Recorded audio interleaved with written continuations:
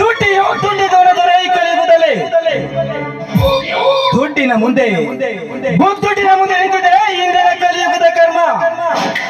ದರ್ಪದಿಂದ ಬರೆಯಬೇಕಾದರೆ ದುಡ್ಡಿರಬೇಕು ಒಂದು, ಇಲ್ಲ ರಾಜಕಾರಣಿಯಾಗಿರಬೇಕು ಒಂದು, ಯಾವನಾದರೂ ತಲೆ ಹೊಡೆದು ಬದುಕಿದಾಗಲೇ ಈ ನಾಡಿಗೆ ದೊರೆಯಾಗಿ ಮೆರೆಯಬಹುದು.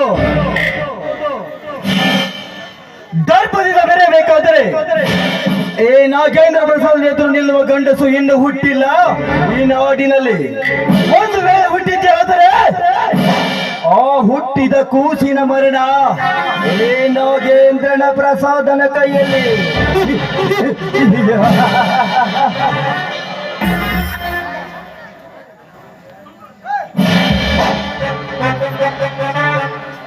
ನಮಸ್ಕಾರ ರೀ ಸೌಕರ್ಯ.